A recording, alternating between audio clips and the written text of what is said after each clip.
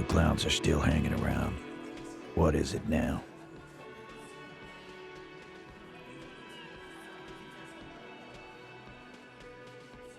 Fuck!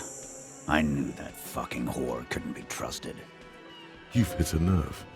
Titus is furious. No, more than that. The loyal Titus feels betrayed.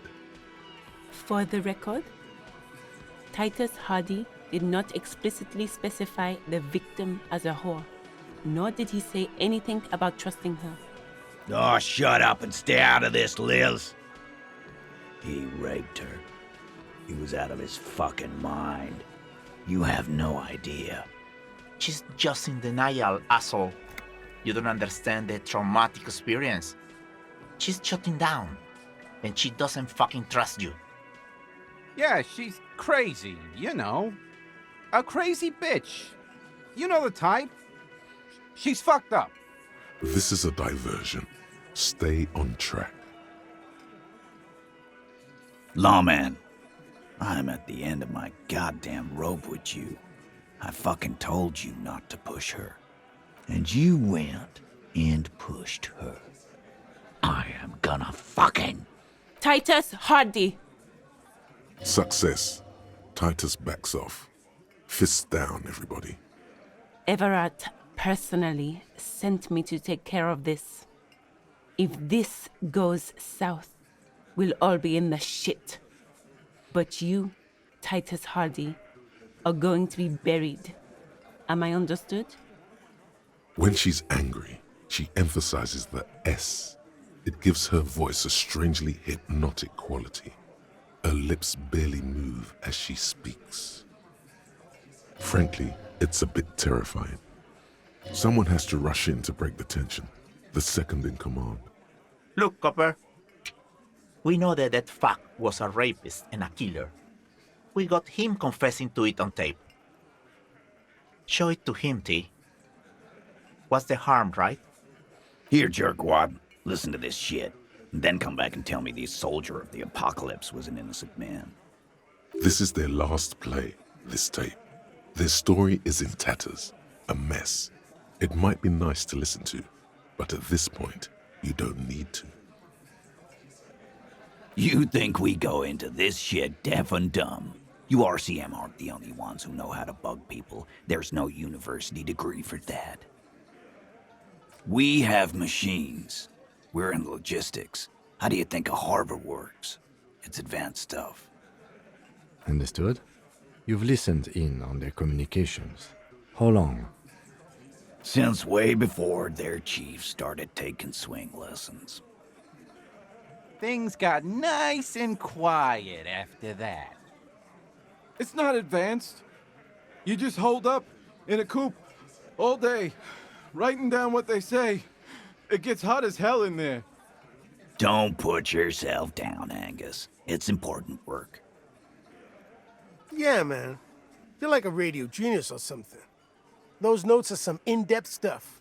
Indexes and shit. You don't care about evidence. The fuck are you a cop for, then? Pigs, T. They don't care about getting the truth. They care about getting convictions. They are fucking keeping a score on their bulletin boards. I won't be on your bulletin board. If you don't listen to the tape, we got nothing to talk about. There's a lot of questions. If you ask them now, they'll just keep bringing up the tape. Listen to it, and they'll have nothing to hide behind. What's on it? We call it the door gun a mega mix. You'll know why, won't you listen to it? Don't forget your tape, lawman. Compliments of Titus Hardy. You do that. Oh, and keep it. Maybe you'll need a reminder of human ugliness someday.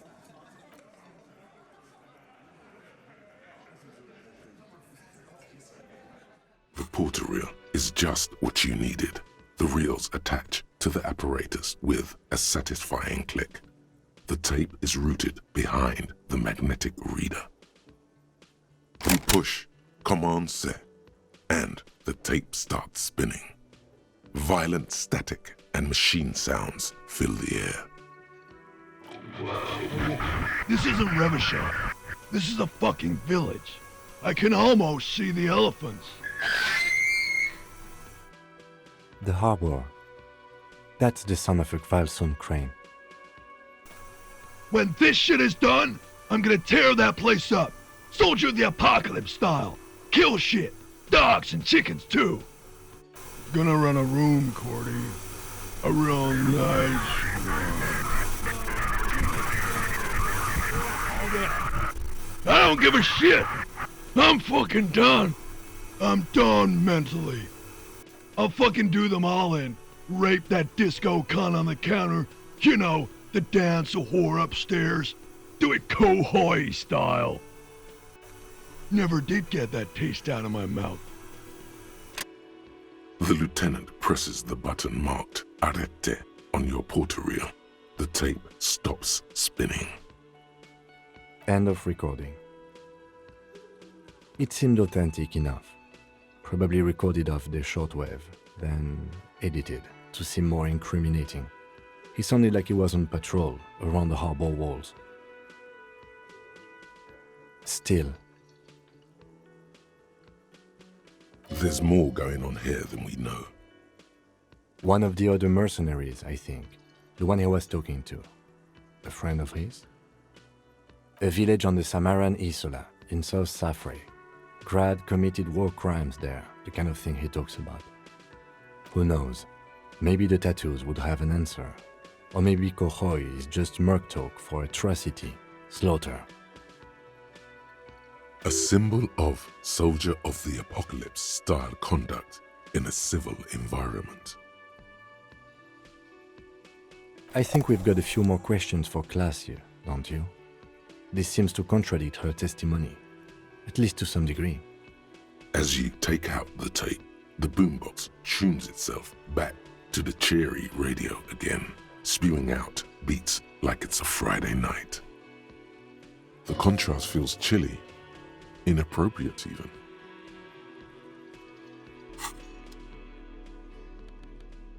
Six crumbling petals rest on your palm.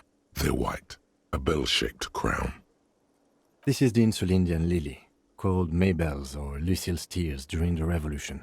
Girls used to pin these on soldiers before sending them off to battle. This flower is a spring flower, but it's a bit early for that, isn't it? The revolutionaries, so the communers and the anarchists. White's their color, but the custom started in the suzerain's army, so it held meaning for the kingsmen too. It's about girls and boys more than sides. Girls sending off boys who are going to their deaths, then also dying themselves in the ruins from dysentery and consumption. It's a symbol of the Civil War.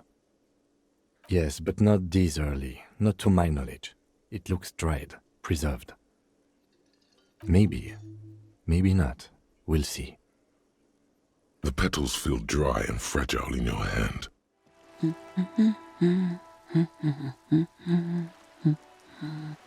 Yes? Hello? Me? No one. I'm just a working class woman. She doesn't really want to be disturbed that much.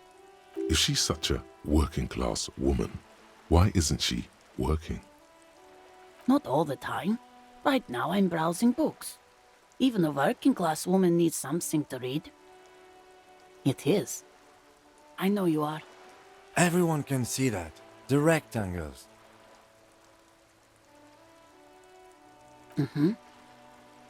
What with? This citizen thinks she can do without your assistance. Don't buy it. They all need help. My husband? No, he's not. I don't know. At home now? Out drinking with his friends? Working? Where is this going, officer? She gives you a short nod and shifts her attention back to books. Her hands move over the book covers. The tips of her fingers look rough, stained with yellow. It seems like she has spent a lot of time at work, smoking. I don't mean to disrespect, sir, but you are being a bit of a cockatoo here. For what it's worth, I agree.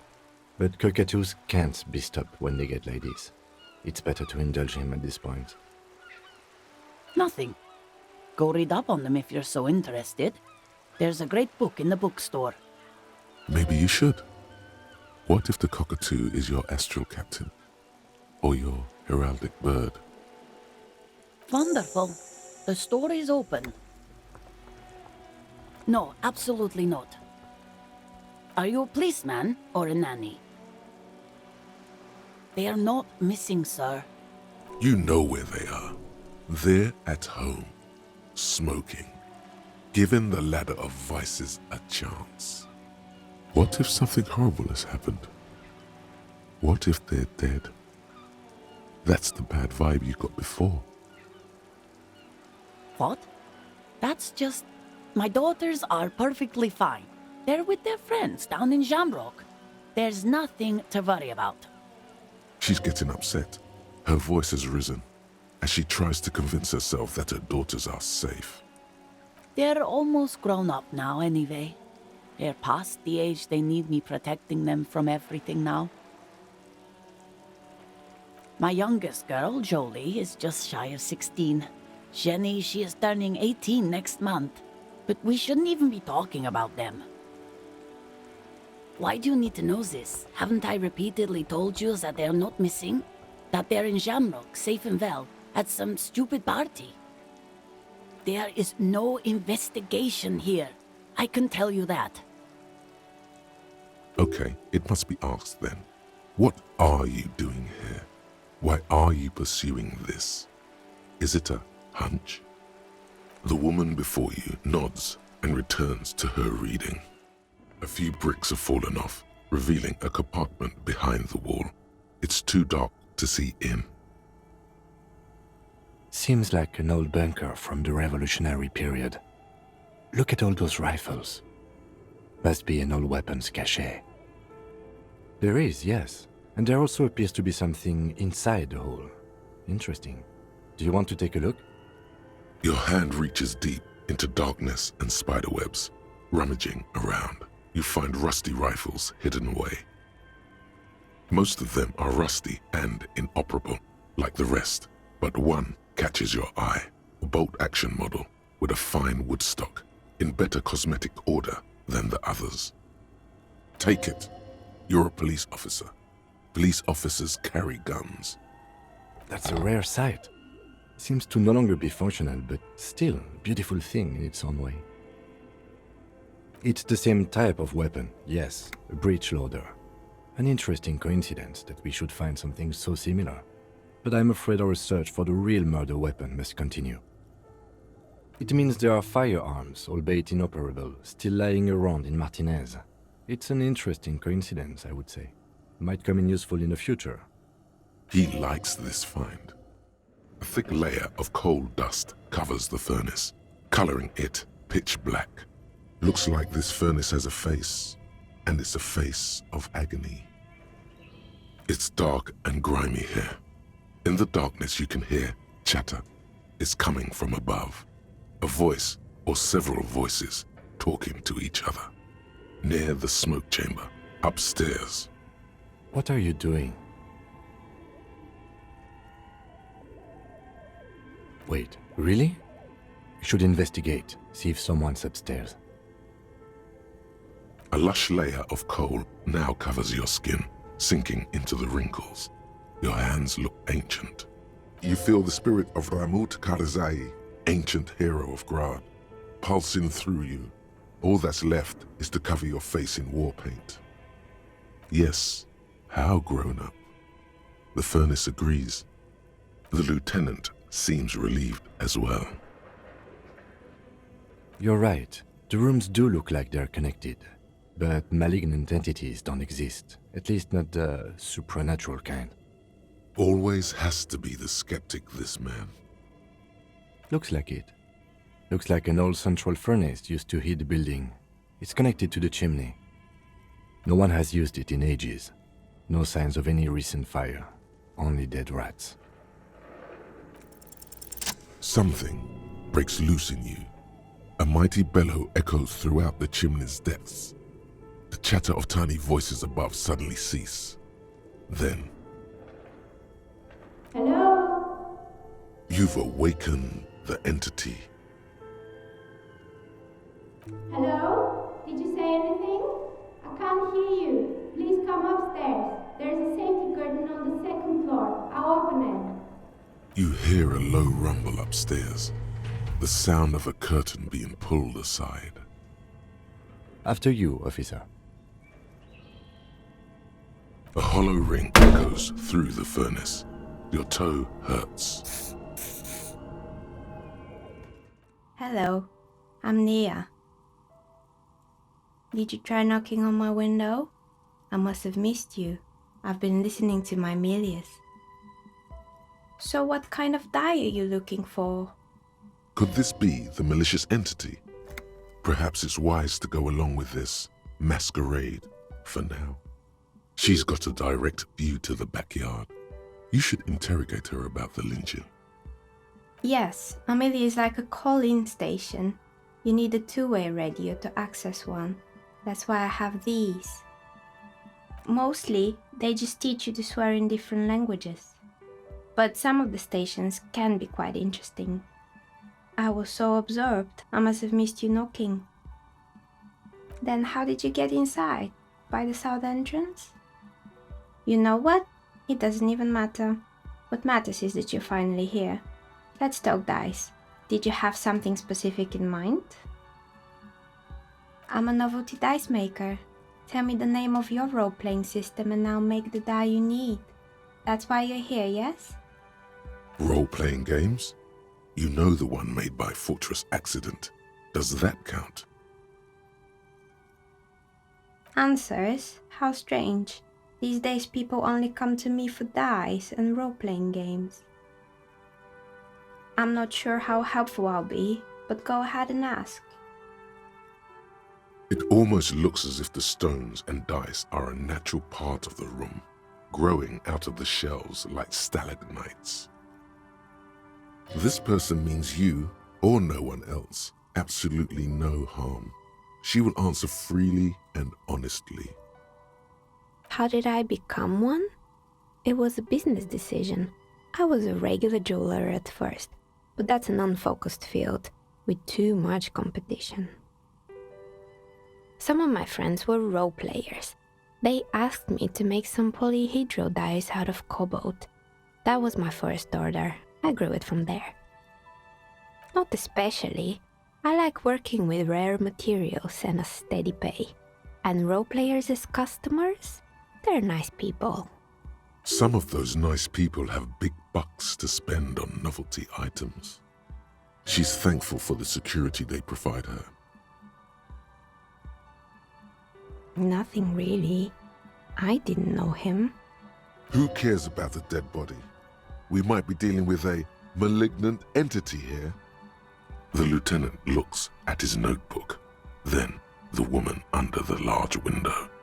Your window looks directly onto the courtyard. You're saying you didn't see or hear anything unusual last Sunday evening? I'm sorry, detective, but as you know, I usually have my headphones on when I'm working. It shuts out most of the daily ruckus behind my window. Well, there's always something going on in the Whirling's backyard. During daytime, there are usually those kids, and lately I've been seeing a lot of drunk workers hanging about. Must be because of the strike. She's not sorry to disappoint you. Informing on someone in a murder investigation would intrude upon her focused existence. But I never saw anyone during that fateful Sunday night, I'm afraid. I might have, but in this case, all I would have seen is my own reflection staring back from the darkness. It's light here, but dark in the yard at night. It's really hard to make anything out in the yard when it's dark outside. Besides, I rarely get up to look out the window when I'm in the zone. It's an odd profession, making dice for people, but I like it, and I prefer doing this to sitting at home. She nods. Anything else, officer? We're inside the chimney of an old central furnace. It's strange, I know. But when I arrived here, all the other rooms were taken, so I had to build myself a makeshift home. Besides, I don't really have to pay any rent here, so that's a plus. Plaisance was right. There's an entity living in the chimney. You should ask her about the curse. Creative. I've heard the stories, but I don't think those stories are true. Plaisance, the bookshop lady? I've heard that her business is doing rather well. Have the energies spared her somehow? Oh, right. But it's not just the bookstore that's still up and running. What about the whirling in rags? Some people say it's part of the building complex. And then there is me. I've been here for 14 years, selling novelty dice to role-playing enthusiasts. Not exactly a million-real business idea, yet somehow I've survived despite the talk of malicious energies. Strange, isn't it? Malignant entity? What does that even mean? Some kind of sorceress? What about you, officer? Do you think I'm the malignant entity? Time has come to face the source. Fear not, for the forces of the universe are supporting you in this psychic quest. Exactly. Truth is always so disappointingly mundane and boring. But I'm glad we got this sorted out. Anything else I can help you with today? Plaisance is not going to like what you have to tell her. More or less. Are you interested in anyone specific? Oh, quite a lot of them spring to mind. Yes, I think it was called Androgynous Orlando or something similar. They weren't a big hit around here. Turns out that working class men don't like genderless haircuts. They're scared of that word. A bit of experimenting every now and then isn't bad. It's not about the haircut, it's about the confidence. I guess it just wasn't the time yet. It wasn't merely a gym, it was Artemitep's boxing club, a community project created to steer at-risk youth away from drugs and crime.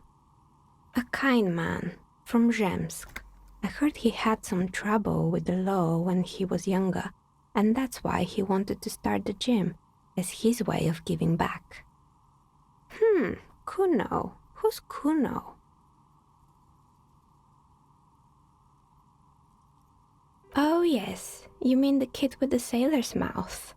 Yes, I've heard him yelling profanities in the backyard.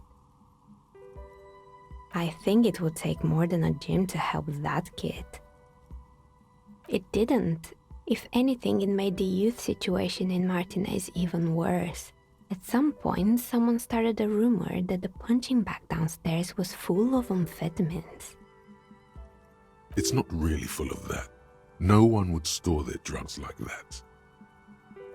Eventually, the coalition took away the funding and the club went bankrupt. This was a few years ago. It's gotten much more peaceful around the plaza ever since. Oh, this one's a mess. There used to be a company that promised to repair windows 24 hours a day. What could go wrong with this one, right? Turns out, the business was actually set up as a front for an illicit group that was producing snuff milias. Who would have guessed? What's the snuff milieu? And they never cleaned up the debris either. Now it's just littering the hallway and I have no idea how to get rid of it on my own. It's a Sub Rosa radio station that broadcasts real murders with real victims. Some people pay good money to get off on it. Don't worry, the ICP has a separate division that deals exclusively with unlicensed sub-roses. This isn't our problem. Good luck with that. It's not easy catching those perpetrators. You mean Mr. Fabron, the taxidermist? No, he mostly just did drugs. Anything else? There used to be a fashion atelier here, but I have forgotten the head designer's name. They were doing well for a couple of years, until the insect rights activists came. The Atelier produced a certain collection that used chitin among the materials. Apparently chitin is made in the Occident, where it's extracted from beetle wings. And you know how all kinds of political movements are big in the Occident. The activists shut down the biggest chitin supplier, which of course caused the price to skyrocket. And, naturally, all the most fashionable tastemakers refused to be seen in chitin from then on. The Atelier went bankrupt before they could finish the collection. Really? Anyway. Poor guy. Suddenly, you get a feeling that insects are important to the case somehow. It's hard to say why. They were made by a company called Sleepstream. After they pivoted from making rotor blades to skis, their chief executive took off on a vacation with all their money. Honestly, I think it's quite funny. I think he's still sending out holiday transmissions from Tulula or Tiumotiri or Hashtkor or wherever he is. The usual, I imagine. That he's been thinking up all kinds of new business plans and can't wait to get started on them just as soon as he returns. Men like that are a curse. Sure, but Sleepstream is history now. All their remaining assets got seized by the bailiffs in 47. I have no idea why those skis and blades are still lying around in the house. Not much use now, I guess. They were just the props. Why return them? Maybe you could make a sword out of one. No, wait, forget it. It would take too long. Fortress Accident, the radio game studio. She liked them. They were an interesting bunch. We talked about role-playing systems every now and then. Once, I even saw two of them get into fisticuffs over Wirral. They certainly took their work very seriously, even if they seemed to be chronically liberal with their schedules. The usual, they ran out of money and couldn't get the project done on time. Well, I did hear them talking at times. They seemed to believe they were historical individuals on some grand quest. Yes, but when the money started to run out, they just began to complain a lot about capitalism. You know, how the markets are rigged to keep out new businesses and so on. In the end, they just didn't get it done. They didn't have enough willpower to produce something truly historic, and to show up to work on time. She's right. Showing up to work on time is important.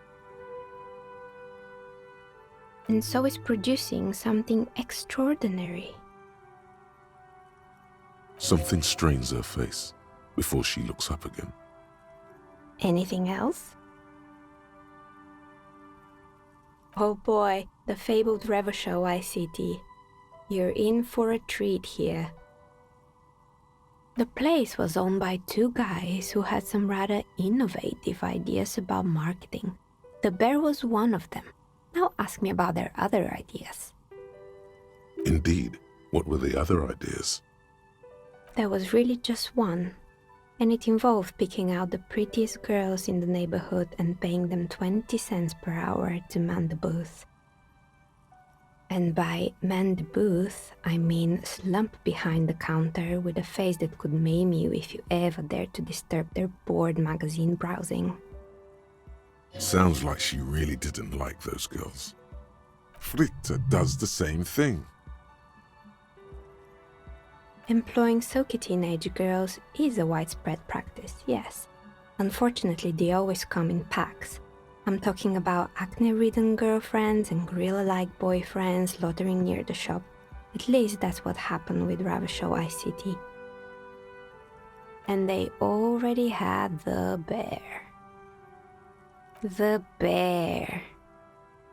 Of course not. The bear was terrifying. No one wants ice cream guarded by a hostile apex predator. To make matters worse, the fridge didn't work too well either, and half the ice cream came out malformed and partially melted. Eventually, Revachol ICT lost the price war to its rival, Glacé 5000. Glacé 5000 sold caramel sundaes for only 5 cents a piece, out of regular fridges. Maybe, because the taxidermist who made the bear definitely wasn't. Doing his job, I mean. He said that the bear was his vision beast. He said he met his vision beast while high on desiccants, coded Mega Therian. Sounds cool. Mega Therian, a mega wild beast. It's an imaginary beast that guides you through life by telling you to do more drugs, mostly. The horrific necktie tightens around your neck, strangely excited. But it doesn't feel particularly fun this time around. What? No, officer. I don't have a vision beast. Normal people don't have vision beasts. Only drug-addled madmen like the taxidermists do. Neckties? I guess they do sometimes, officer. But I don't understand how it's relevant to our discussion. Anyway, now you know the story of the fallen ice cream empire. Anything else? Another failed business, perhaps? I've been here for a long time. Good. I hope it clarified things a bit. What else? Of course. Tell me what you have in mind. A star that fell from the firmament? Those cost more than 7 real.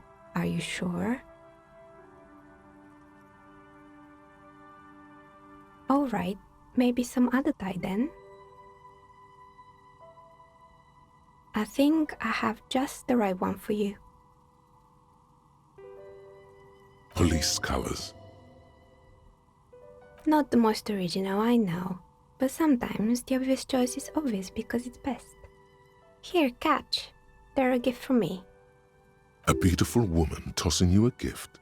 Whatever you do, don't overthink it. Mr. Smoove moves. You snatch the dice out of the air with one hand, just like you're in a movie. What are the odds? The red one is made of bloodstone with a lapis lazuli inlay, and the blue one is the inverse. Think of them as your lucky charm, officer. She smiled at you. She smiled. You truly are Mr. Smoove Moves. You definitely need luck in Martinez. Was there anything else? You're alive and well. Don't keep me waiting now. What's in there? In that dark sarcophagus? Yes, yes. How was it? But what else did you find? Did anything survive? No, of course not. Have you located the entity? A novelty dice maker? Well, spit it out. Why does she need the dice? For some kind of sorcery? Sometimes they use the ankle bones of sheep. I don't understand. If it's not her, then where is the source of the doom? How did she explain the curse? The narrative she's built herself, it does need tearing down. She's squeezing on the pendant too tight. A drop of blood in her palm. Just don't say you don't have any answer yet. The uncertainty is killing her. To hell with it. Perchance you ought to just lie, sire. You've come this far. You know how to end it. There is an entity behind the entity.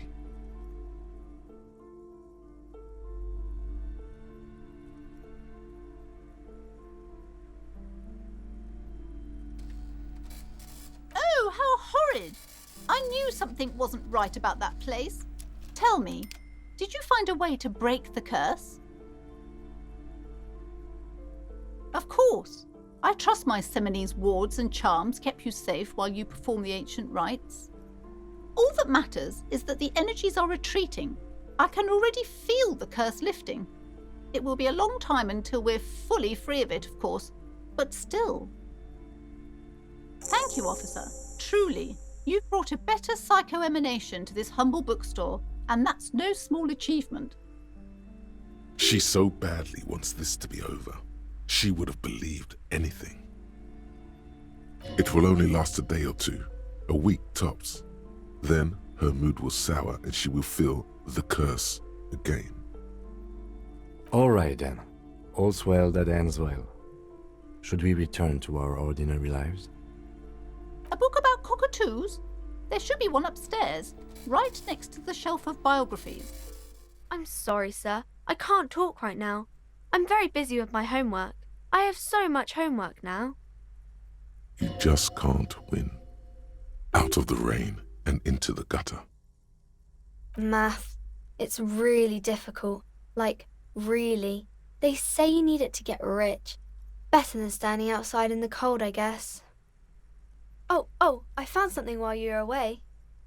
I thought this would fit you. Like, thanks for helping out. Not me. The city, I mean. Like a detective does.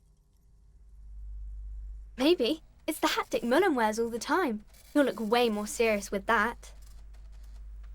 Right, I have to get back to my homework now, before Mum notices.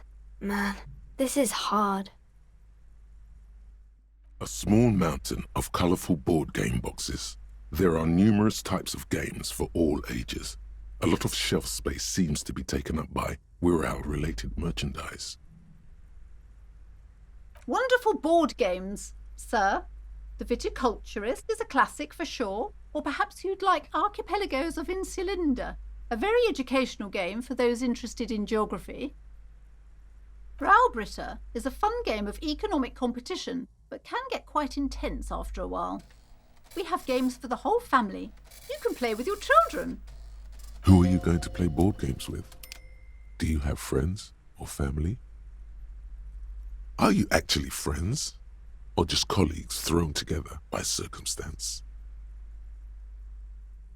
Friends are technically like family. For playing with friends, I'd recommend Suzerainty. It's a civilization building game where you build a civilization, then set off to brutally colonize and repress other civilizations. It'll cost 12 real. Lousy auras there. No, role-playing games are popular among those types. You know, who are into those kind of things. Personally, I don't like it. Not at all. I've heard they turn people into occult enthusiasts. That they have rituals where they try to summon entities. Highly immoral stuff. You can still buy them, though. An endless variety of source books, lore books, and codices litter the table. The topmost book is titled Welkin Compendium, 2nd edition. There's also a large hardbound tome with intricate cover art, The Hunters of Catawak, Boreal Creature Compendium, and a Pick Your Path adventure game book titled Tales of Wirral, Cavern of Velkrag. Books in a board game section? Who wants to read books? There's a box that says Wirral, 3rd edition Mega Setting Supplements Module. The side panel notes, a fantastique adventure board game, new maps and miniatures. A sticker on it displays 25 real. That price is steep, but then it's the 3rd edition Mega Setting Supplement, so it makes sense. These shelves are overburdened with books from the same series. You see the name Dick Mullen over and over. Oh, crime, robberies, murders, even sexual crimes. We're fortunate to have Dick Mullen and his stories to sort all that out. You're a police officer, apparently. You should buy all of these. They really do teach a person how to be a proper detective. Crime fiction is a disgrace. An asinine misrepresentation of the physical attributes of the arduous everyday work of actual police officers. These books greatly overstate the excitement of police work, glossing over how long it takes to actually follow up on leads and eliminate dead ends. What's more, they completely ignore the psychological hardships of year after year coming into contact with people during the worst days of their lives. Not a single mention of all the stress this work creates upon the officer's family. Detective fiction just doesn't tell the truth at all. Now, would you like a list of all the books found on the shelf? Shelves filled to the brim with crime novels featuring the supposedly stalwart Vespertine detective, Dick Mullen. A sulfur-crested cockatoo sits on the cover, its beak slightly open. It looks as if the bird is calling out the book title, From A to Zurich, a guide to a well-behaved cockatoo. Turns out that there are so many different cockatoo species, and they all have behavioral problems. You don't have behavioral problems. That's garbage. You're cool. It's a must-have if you own a cockatoo. I've heard they're quite capricious. An old call box with a matrix of push buttons lists all the companies in the East Delta Commerce Center. East Delta Commerce Center? This must be the name of the doomed commercial area. An off-key melody starts playing after you ring the doorbell. Then a woman picks up the receiver. Kuno, please stop calling here. Grown-ups don't have time for your stupid games. Please don't do that. Doorbells are not toys, and this one isn't even working properly. Please don't call us again. Thank you. A single beep indicates that the line has gone dead. You ring the doorbell, but no one answers. What an ominous name for a hair salon. Doesn't bode well for anyone's hair. All you hear is static, but no one answers the call. You ring the doorbell, but nothing happens. You wait for a minute or two, but all you get from the call box is silence. No one answers the call. Looks like someone has melted half the plastic off with a lighter. The doorbell doesn't work anymore. You hear static from the intercom speaker. It sounds as if someone has picked up the receiver but isn't saying anything. Yes, hello. This is Tricentennial Electric. Have you come to place an order? She sounds almost antique, as if her voice was being played off an old wax cylinder. A receiver must not be working properly. My God. The lieutenant exchanges a look with you. It's you.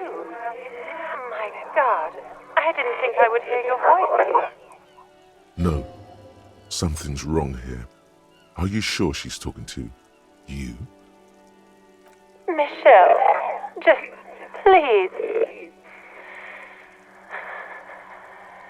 Why did you even call? I don't understand. You've been gone for months. I thought you didn't care. Ever since I came to work here, it's been different. As if my mind's been wiped clean. A spot of static overrides her words. When she speaks again, it sounds like she's submerged. It's so nice. It's so nice to be able to finally once again. She sounds like she's about to cry. She doesn't answer. Silence. The only thing you can hear now is static and waves washing ashore on the bay. Another seagull passes by. It's getting cold standing here, staring at the silent call box. I don't know what happened either. We should probably stop playing with this thing. You press the number sign on the keypad that terminates the call. 12 name cards on the call box read. Silence. No one's home at Fortress Accident. Silence. No one answers the doorbell. Nothing happens after you ring the doorbell. They don't want to talk to you. Silence. No one answers your call. This button looks new, but someone has removed the name card.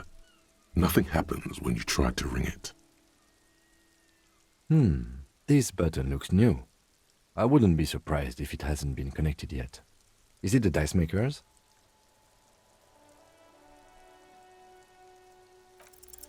Whatever she says, it can't hurt you.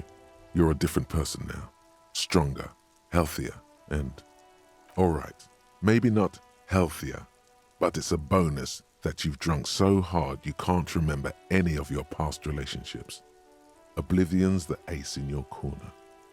There's a light buzz as you press the doorbell, waiting for her to answer the call.